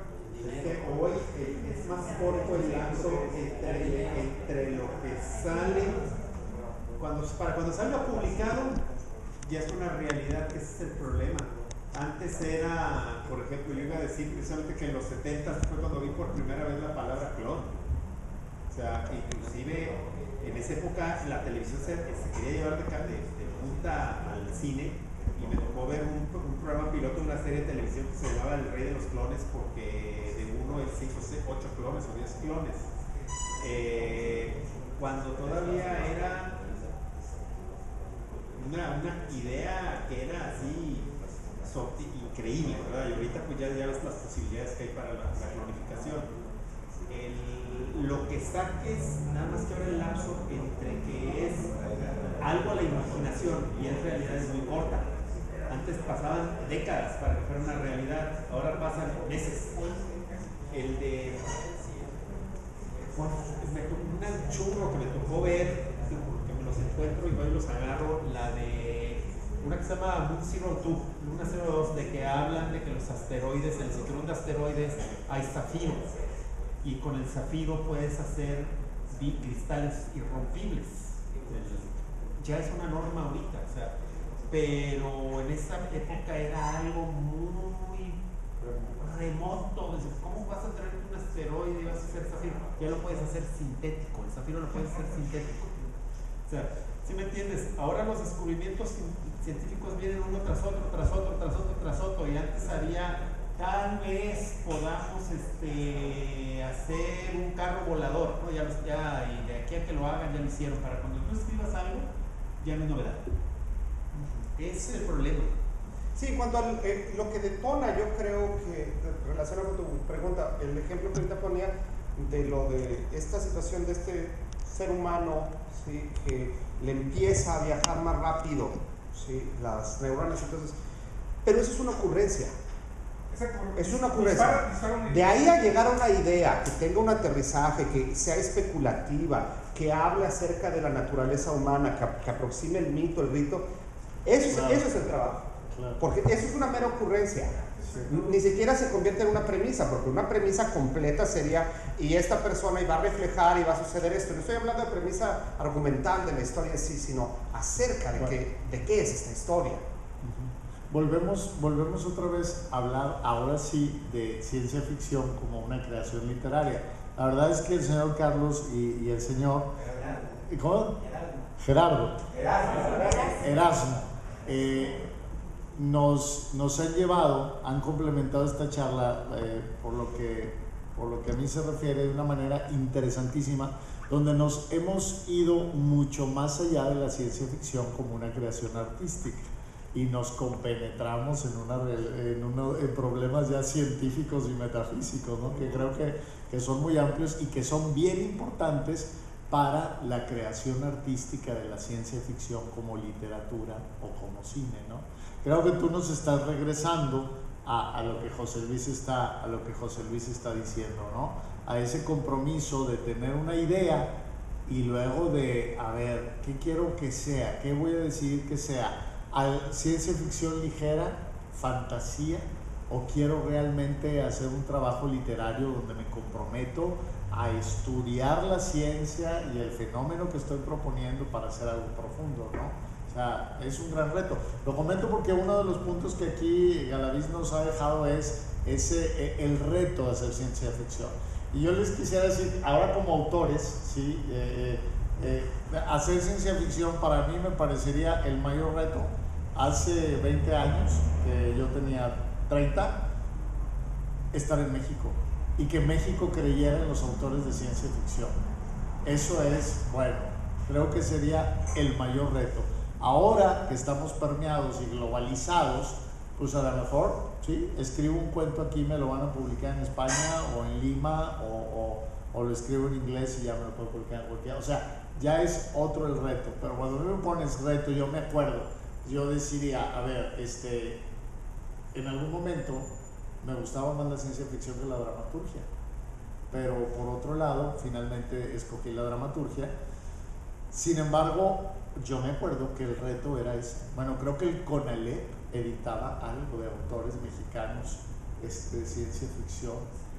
Yo no sé si hay vestigios verdaderamente fuertes de autores, así, pero de que quiénes son nuestros autores de ciencia ficción del siglo XX mexicanos.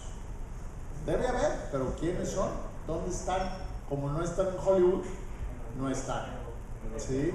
¿Quiénes son los de qué? No los conozco. Sí. Para mí, ese me pareció la pregunta. Yo hablaría de los estigmas de la literatura de ciencia ficción. Uno, es literatura de nicho, en ese sentido.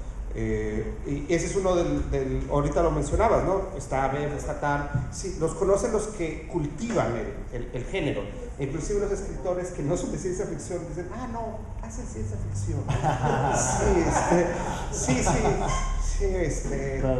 Sí, es esa situación. El otro estigma es el abstracto que se construye dentro de la gente que no ha leído ciencia ficción de calidad y piensa que todos son de navecitas y de láseres.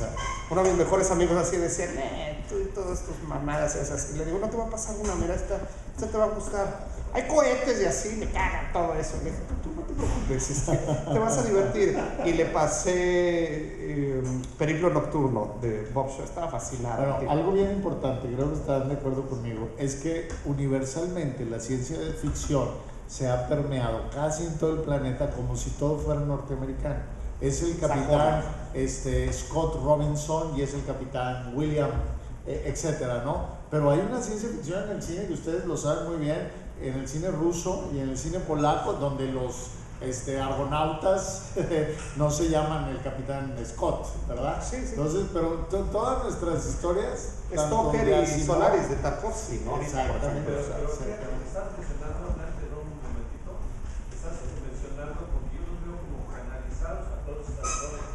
Pero yo les hice una pregunta, por ejemplo, el nacimiento de la cristal de ciencia ficción. Ah, claro, bueno. Y eso no tiene nada que ver con actores de... No, para mí no tiene nada que con ver. la respuesta de Justo. En su tiempo fue religión, ahora es mitología, ¿no? Entonces, pero sí es maravilloso. Claro, toda la mitología prehispánica, ¿no? Toda. Y la egipcia. Y todos, por supuesto. Sí, de hecho, será. Es que en esa época no era ficción, era realidad. Esa es ficción. Pero estamos tan bombardeados por autores extranjeros que no abrimos la ventanita a nuestros autores. Bueno, es que sería maravilloso que se explotara la mitología prehispánica en ciencia ficción. Bueno, pero es que en nuestro caso no podíamos tocarla. O sea, no se podía tocar. Ahorita sí. Entras a una partecita de ficción hecha realidad. Sí, pero estás hablando de algo que sí se puede y sí se podía hacer. Pero, por ejemplo, tomar a los símbolos mexicanos y llevarlos a ficción, no se podía tocar. Ahorita se puede poner a Peña Nieto en el espacio. sí, pues.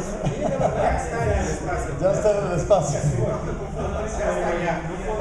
No podía A Benito Juárez. Si no podías tener la bandera mexicana. Claro. O sea, está hablando de si no podías tocar la mitología, no podías tocar nada de la historia oficial, no la podías tocar. Compañero quiere hacer un comentario. Bueno, respondiendo a las inquietudes que tienen, y creo que de esta mesa, citando a Borges decía, la verdadera metafísica únicamente se encuentra en la literatura fantástica, ¿no? Dentro de ese campo. Y con lo que han tocado de estas series de los 60s, bueno, pues se usa otra vez en Dark City, que salió antes de Matrix. Si observamos las dos películas, podemos ver que el set lo comparten. O sea, Dark City no tuvo tanto empuje y se quedó con el set. Y en la primera película podemos ver los siguientes. La que es más existencialista tuvo tres, siempre salen en tercias con dúos.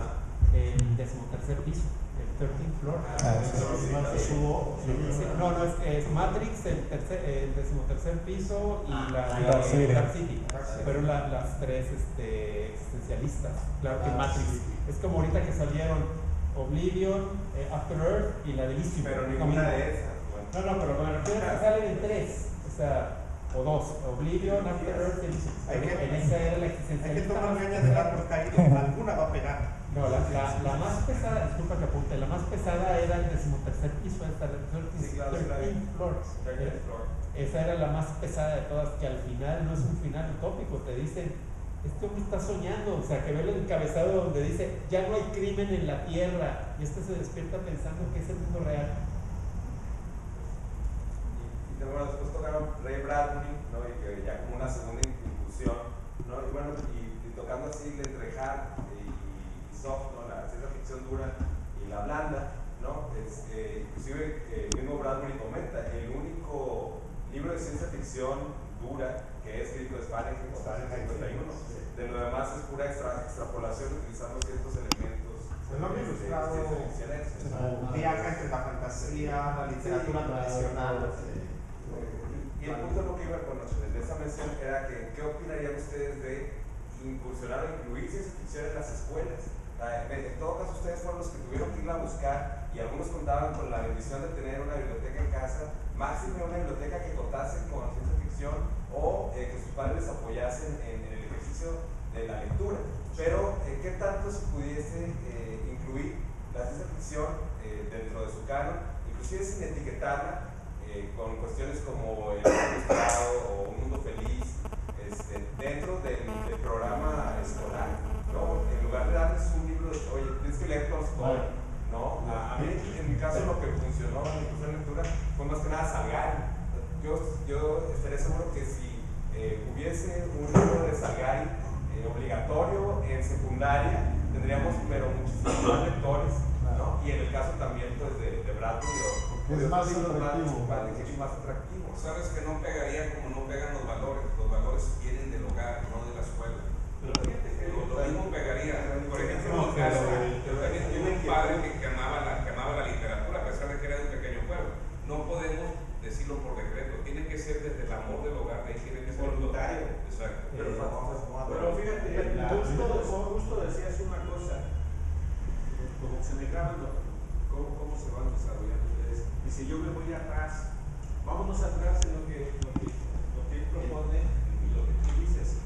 Antes había, se llamaba mitologías griegas, un librito muy bonito. Toda la mitología te la chutabas. Sí, pero ahí está volviendo, por ejemplo, la historia. La historia tiende a juzgarse desde el presente hacia el pasado. Sí, tú debes de salvarte en el pasado, o me equivoco, hermano. La religión tiene que situar todo, perdón, justo. Te vas a lo que era religión en esa época. Ahorita no. No, pero la dicotomía. Te vas atrás y si vuelves a leer esas joyas de la mitología se llamaba. Mira toda la parte griega. El nacimiento de Venus, de la Medusa. Entonces, vas viendo allá y lo que él dice se puede. Porque el niño debe tener, como es niño natural, psicológicamente el niño es niño natural, que todos lo tenemos. Yo lo vas viendo, creo es la época que es más creativo. las dos cosas. Yo creo que en la escuela sería fantástico, como de ciencia ficción, y si en el hogar está, bueno.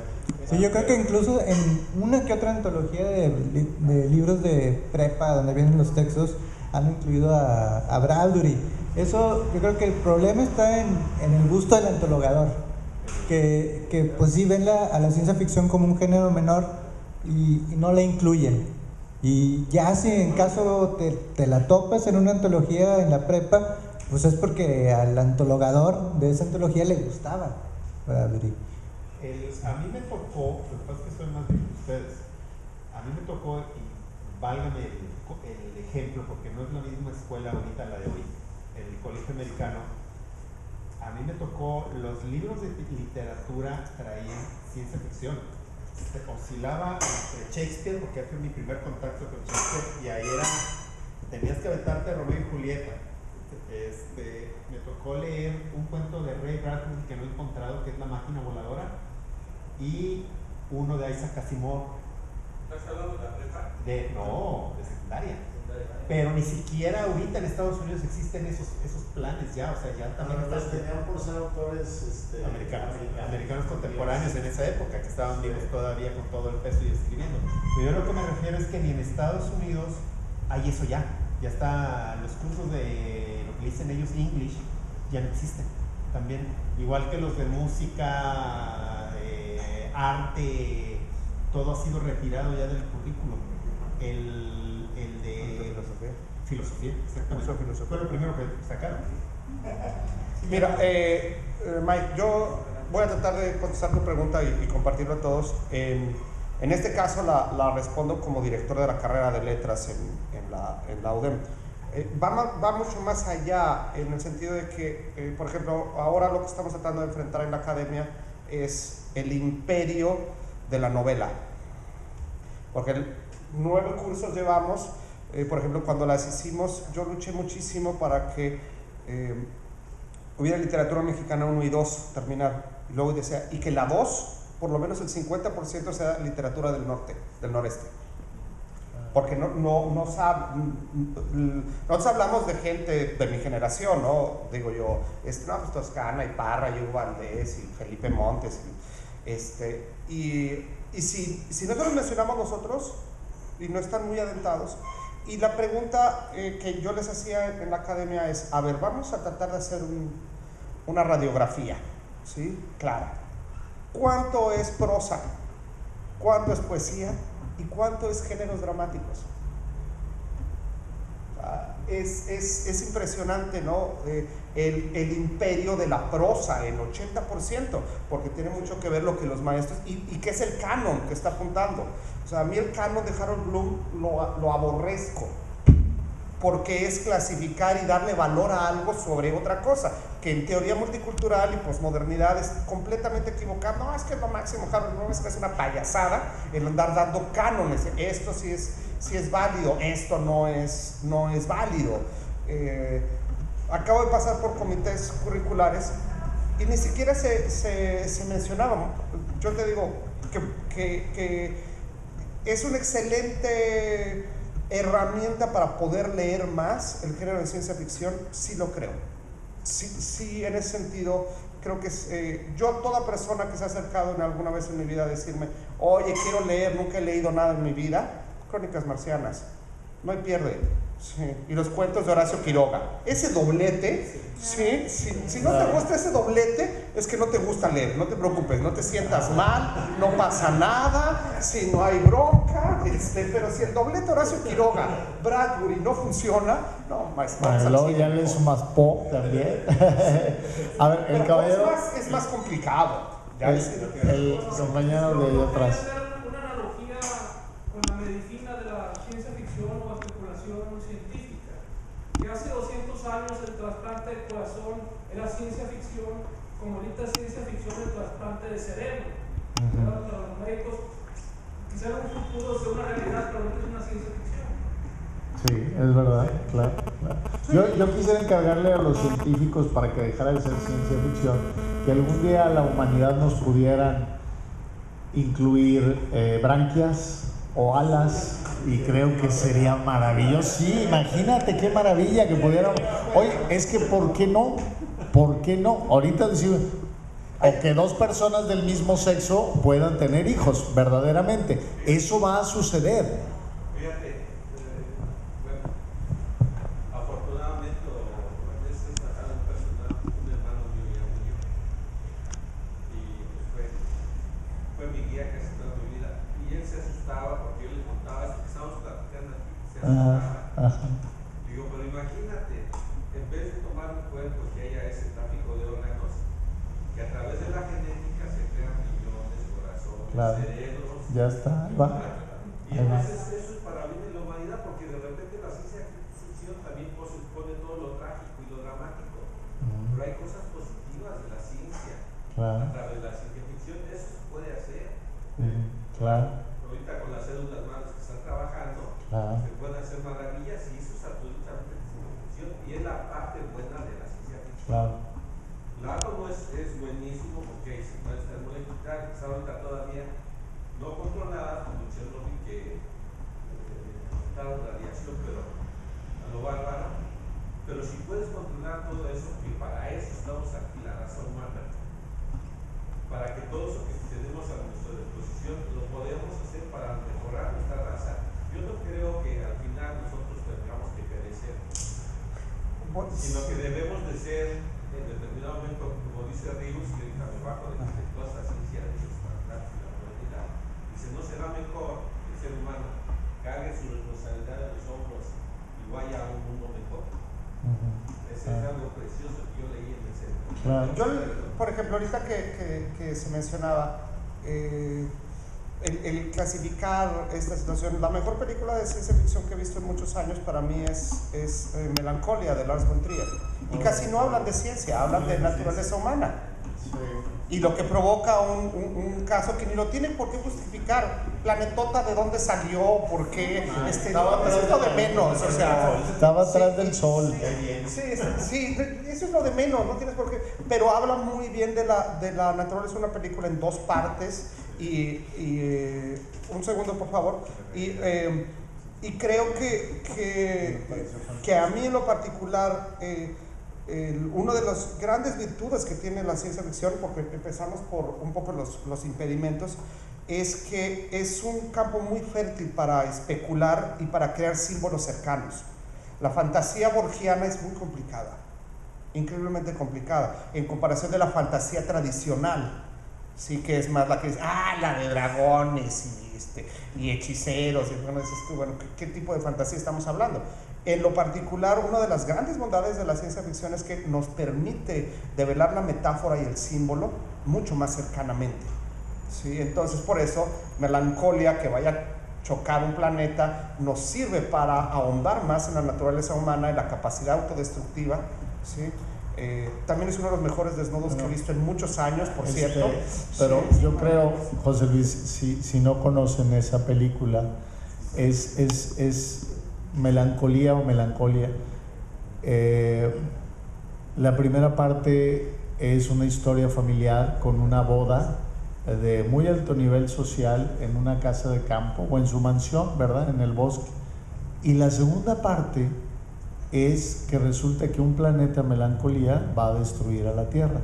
Pero esta anécdota de la destrucción de este planeta, Melancolía se llama el planeta y Melancolía es la atmósfera de toda la película, ¿no? Entonces está muy relacionada con la condición humana. Es una película, porque que un planeta choque con la Tierra pues no es novedad, ¿verdad?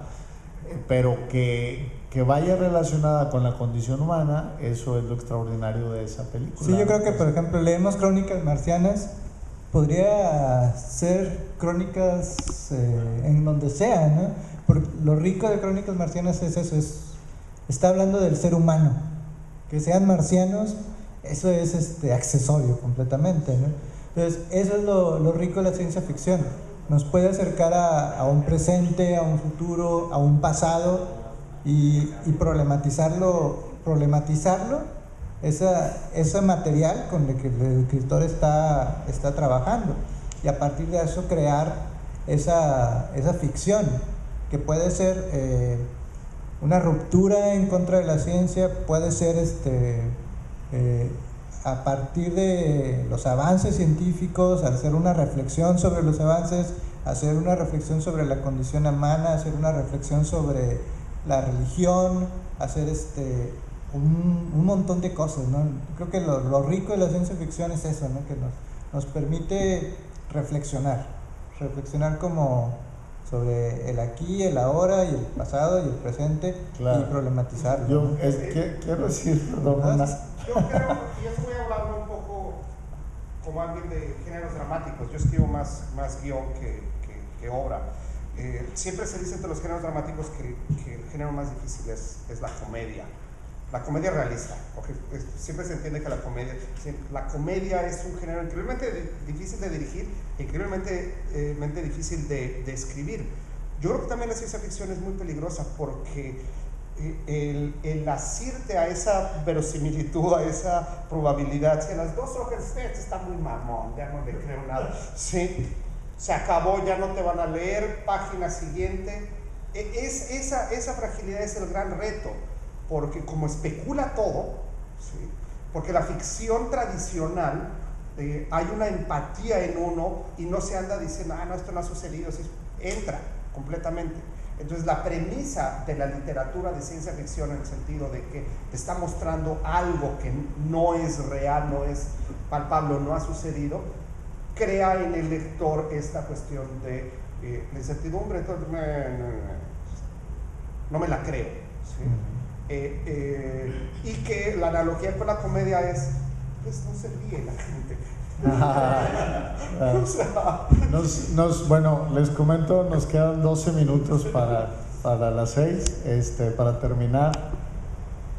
En cuestión de eso, hay diferentes tipos de lectores. Un lector que ya es un lector de ciencia ficción o o digamos que un lector de novelas policíacas, pues bueno, si le pones a leer el Quijote a un lector de novelas policíacas, ¿quién es este señor de la Mancha y por qué? No se pregunta. Claro. ¿Y por qué anda atrás ese güey? Como tú dices que entre directo, entonces un lector de ciencia ficción pues ya tiene, esa que se presupone, ¿no? Y entonces ya se adentra, inclusive puede ser un impacto para un nuevo lector, por eso quizás hay dentro del canon, por decir la ciencia ficción, pues hay las obras con las que uno por lo general comienza son recomendables, ¿no? Pues la cuestión de Borges que mencionabas ahorita, y quizás y en su fantasía borgiana, yo consideraría que el libro de ciencia ficción de Borges, o el cuento, disculpen, es Clone Hookback on the Stage. Sí. Y en ese igual, o sea, entra a través de un diálogo con Alien, porque él está sentado, él está sentado con Bioy Cáceres y a través de un diálogo, de una conversación con usted que es guionista, ahí es donde ya viene la entrada y uno no se da cuenta, o sea, uno puede decir, bueno, es un cuento completamente fantástico o se puede adjudicar esa ficción, y creo que ese maneje es lo que lo hace válido a una narrativa en la cual de entrada pues te haga especular y te haga no comprarla. Yo en algún momento me llegué a preguntar si en un futuro lejano estas 6 películas de la Guerra de las Galaxias, que tienen una estructura dramática de teatro griego además, porque todos son parientes en ellas, si estas 6 películas de la Guerra de las Galaxias no llegarían a ocupar el lugar que hoy tiene el Quijote para nosotros. ¿Quién sabe? ¿Quién sabe? ¿Quién sabe? A mí no me gustaría, pero ante la lectura de los lenguajes, a lo mejor vamos a llegar a un momento en que la gente ya no va a leer nada. Y cuando les digas dentro de mucho, y sabes que está basado todo bueno, no todo, pero una gran influencia es Akira Kurosawa. ¿Quién es ese? Mira, vamos a ver esta. Sí. Pero podría suceder. Sí, sí. Okay. La ciencia influenció a la ciencia ficción. Ahora la pregunta es, ¿ha influenciado la ciencia ficción a la ciencia? Yo creo que sí, no. Nos ha invitado a la búsqueda. ¿Sabes la historia del radar? ¿Dr. C. Clarke? ¿Sabes que él fue el que lo desarrolló? En la Segunda Guerra Mundial necesitaban principalmente saber cuándo salían de la Europa conquistada hacia la isla de la Gran Bretaña, ¿sí? Entonces, Arthur C. Clarke ya había desarrollado, por eso es Sir Arthur C. Clarke, fue por eso, ¿sí? Ya había desarrollado en otros cuentos cosas del radar de los murciélagos. Entonces, a él se le ocurre decir, vamos a mandar una señal y a ver cuándo nos rebota, para saber cuándo vienen los cazas Stuka alemanes y poder prepararnos mejor. Pero es que el método científico, como por ejemplo, uno que es artista o que enseña las humanidades, no, es muy creativo el humanista. El científico es la esencia máxima de la creatividad porque se está haciendo preguntas y si se contesta una, surgen 10 más. Esa es la fascinación que yo tengo con los científicos, porque se están preguntando todo el tiempo, ¿sí? Y además, la pregunta con nosotros los artistas que siempre pensamos en, tengo que contestar con algo positivo, ¿sí? Para el científico, el contestar una pregunta negativamente es muy bueno. Es igual, ya no le damos por ahí. Esto no funciona, perfecto, vamos a seguir por este lado, ¿sí? En ese sentido yo creo que sí hay una gran interrelación, porque el científico es el primer especulador por naturaleza. ¿Qué les parece? No más el científico, todo ser humano que se pierde durante su trayectoria de su vida, pero todo ser humano especula. El niño que mete los dedos en los sí. Claro, está en la búsqueda. Claro. Bueno, yo para cerrar solamente quiero compartirles que como empecé diciéndoles que para mí la ciencia ficción comenzó con el gozo del entretenimiento y de la curiosidad. Yo también les digo que he gozado mucho esta charla. Había ahí un punto de Fernando que nos proponía que recomendar al que le interese. Bueno, yo creo que aquel que quiere escribir ciencia ficción, hay que leer mucha ciencia ficción. Yo creo que entre más leemos, nos hacemos mejores lectores y vamos haciendo acopio de todo lo leído y entendemos más los textos que leemos, ¿no? Gracias.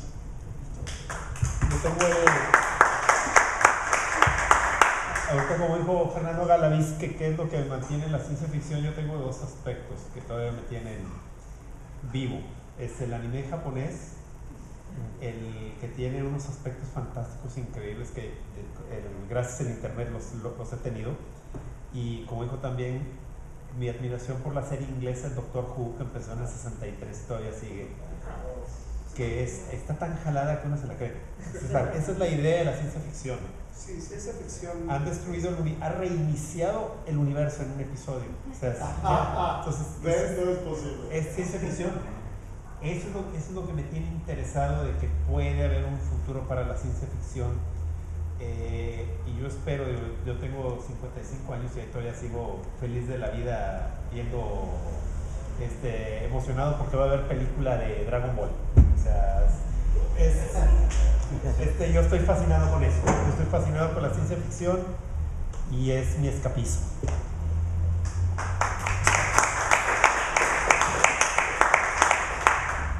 Yo creo que esbocé un poco la idea. En la ciencia ficción existen muchas ocurrencias. Yo creo que lo importante es cuando esa ocurrencia se puede convertir en una idea. La que le platicaba de esto es lo de las neuronas y cómo sientes, es una ocurrencia. Todavía no me ha llegado la idea. Cuando me llegue la idea me voy a poner a escribirlo, ¿no? ¿Y qué recomendaría principalmente? Una fascinación por el tema. Yo creo que eso es lo principal, porque en otro tipo de literaturas, por ejemplo en dramaturgias y en guiones, a veces es un interés muy personal, una emoción que quieres transcribir. Yo el último guión que escribí tenía que ver me nació de el hecho de ya no poder viajar en carretera como antes. Me encanta viajar en carretera, pero no me tuve que poner a investigar mucho en eso, ¿no? Ya lo vivencialicé. Inclusive veo películas de la narcoviolencia desde el centro hacia acá y les digo, ¿cómo se ve que estos güeyes no han tenido miedo, Sí, ¿a qué resumiría finalmente? Ahorita estoy terminando un libro de mini cuentos, que también ya le metí mucho aforismo y ya es una especie de híbrido posmoderno, que se llama el cibermisántropo. No me tuve que poner a investigar mucho del Facebook y de las redes. A diario lo estoy viviendo. Eres un cibermisántropo. Sí, muchas veces no publico cosas porque digo, que la chingada. Entonces me creé ese personaje para escribir todo lo que quisiera en ese sentido y especular. Entonces, en ese sentido empecé a fascinarme en el personaje, y luego leo El viajero del tiempo de Chimal y digo, chinga, ya se le ocurrió a alguien antes. No hay pedo, vamos a darle. O sea, el viajero del tiempo. Y escribí 4 mini cuentos para que no hubiera dudas, donde el cibermisántropo y el viajero del tiempo tienen ahí un quien vive. Sí, es un capítulo específico para que no hubiera broncas con Chimal o porque es una estructura muy parecida, sí, es muy parecida, ¿no? Finalmente, encontrar los gozos. Yo tengo mucho de que me gusta leer ciencia ficción en mi Kindle. Se me hace una especie de ritual. Sí, empecé leyendo y todavía tengo mis libros viejos de ciencia ficción, pero ahora casi todo lo que leo de ciencia ficción es en mi Kindle. Me encanta mi Kindle. Ciencia ficción es para este pinche aparatito, ¿no? Y tiene nombre, se llama HAL 5000. Sí, y a mi esposa le digo, ¿qué onda, qué vas a hacer? Voy a platicar con HAL un rato. Estás bien, güey. Sí, saco y abro mi Kindle y me decía, ¿y por qué no usas un iPad? No, un iPad es otra plataforma. Este es un lector de libros, es otra cosa. Sí.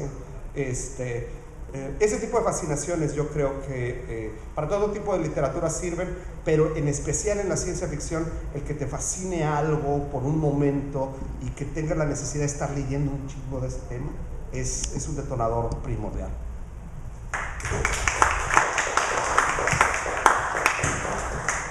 Pues sí, como todo, yo creo que todo viene del gozo. Los 4 que estuvimos hablamos de prácticamente desde niños empezamos a leer, ¿no? Y de ahí viene todo, ¿no? Yo creo que de la lectura, sean las circunstancias que sean, que veamos, que nos la llevaban nuestros abuelos, lo que sea, el chiste es encontrar ese gozo, y yo creo que la ciencia ficción eso te permite, porque como lector, como autor, te va llevando a, pues ya sea crear universos completos, o te va llevando a reflexionar sobre lo que estás poniendo en el papel, que creo que otros autores de otro tipo de obras literarias no te pondrían tanto a reflexionar, ¿no? Tienes que como darle esa verosimilitud que estaría casi cercana al naturalismo balzacniano más radical, ¿no? De que, bueno, tienes que poner esa posibilidad de una verdadera verosimilitud, ¿no? Que no le pedirías a por ejemplo, un Mario Belattin, por ejemplo, ¿no? No le pedirías que lo que pone en el papel este autor sea realista o sea lo que sea, ¿no? En cambio, a un escritor de ciencia ficción sí le pides eso, sí pides cierta verosimilitud, ya sea que estás leyendo Valis de Philip K. Dick, que te está hablando de que un rayo de luz rosa le llegó a la cabeza, y a partir de eso supo de que que había un iluminado que venía de un satélite que está en el tiempo, que te dice que en realidad desde el siglo I o II, no me acuerdo, después de Cristo hasta 1972 nunca ha existido todo ese tiempo, o otra novela, ¿no? Como la de El hombre en el castillo, que pues ahí también pone que ganaron los nazis, ¿no? Y todo ese tipo de obras pues que te llevan a un gozo, ¿no? El autor tiene que ponértelo de tal forma que te esté dando un gozo dentro de ese universo, ¿no? Ya sea, por ejemplo, una de las cosas de la fantasía heroica pues es eso, ¿no? Crearte un universo que tenga una coherencia narrativa. Y hace rato mencionaban a Tolkien, pues Tolkien hasta se puso a crear una obra donde hasta existe una lengua que tiene su gramática, su forma de escribirse y todo, ¿no? O sea, él creó todo, hasta la mitología creó para ese universo ficcional que nosotros lo vemos como ficción completamente, pero para él fue un universo completo y que existe realmente prácticamente como completo. Y hace poco leí una novela de Dan Simmons que es Ilion. Es una mezcolanza entre teorías científicas más actuales de teoría de las cuerdas y todo ese tipo de cosas, dioses griegos, Proust, Shakespeare, por lo que me acuerdo ahorita, ¿no? Y él habla de que empiezan a existir esos universos, y pues que eran universos que se volvían reales porque alguien los pensó. Y creo que es lo que aquí estamos hablando, ¿no? Para cerrar, es eso, ¿no? De la ciencia ficción. Ese universo, esa dimensión que llegaban por medio de un agujero de gusano, existía porque alguien lo había pensado, ¿no? Entonces, si estaba ahí Calibán en la novela, pues era porque a Shakespeare se le había ocurrido y tenía realidad ese Calibán porque Shakespeare lo había inventado.